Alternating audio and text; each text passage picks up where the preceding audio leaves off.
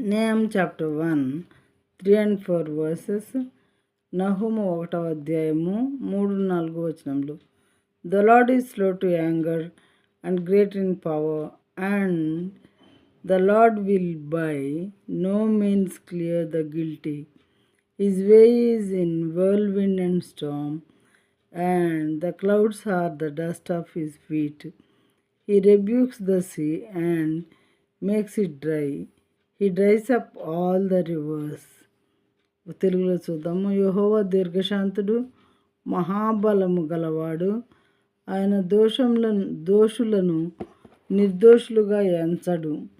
యెహోవా తుఫానులోను సుడిగాల్లోనూ వచ్చువాడు. మేఘములు ఆయనకు పాదధూళిగా ఉన్నవి. ఆయన సముద్రమును గద్దించి ఆరిపోచేయును, నదులన్నింటినీ ఆయన ఎండిపోచేయును. ఇది దేవుని యొక్క కార్యములు ఇవి. అయితే ఆయన ఎంత దీర్ఘశాంతుడో మరి అంత బలము కలిగిన వాడు. తర్వాత ఆయన నిర్దోషుల్ని ఏమాత్రం కూడా మరి దోషులైన వారిని నిర్దోషులుగా ఏమాత్రం ఎంచరు. దోషులే కాబట్టి వాళ్ళు కఠిన శిక్ష పొందాలి. వాళ్ళ దోషానికి సరిచేసుకొని నా దగ్గరికి వస్తారు కనికరం పొందటానికి, పరిశుద్ధపరచబడటానికి. లేదా వాళ్ళని ఏమాత్రం కూడా నిర్దోషులుగా నేను ఎంచను, పనిష్మెంట్ ఖచ్చితంగా ఇస్తాను అని దేవుడు చెప్తున్నారు. ప్రియమైన వారలారా, యెహోవా తుఫాన్లోనూ సుడిగాల్లోనూ వచ్చేవాడు. భయంకరమైన తుఫాన్లు చూస్తూ ఉంటాం అప్పుడప్పుడు. అది దేవుని ఉగ్రత అన్నమాట. తర్వాత మేఘములు కూడా సుడిగాలి వస్తూ ఉంటుంది.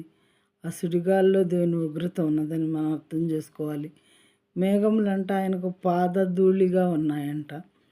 మరి ఆయన సముద్రంను గద్దించి ఆరిపోచేస్తారంట. నదులన్నింటినీ కూడా ఎండిపోండి అంటే ఎండిపోతాయంట.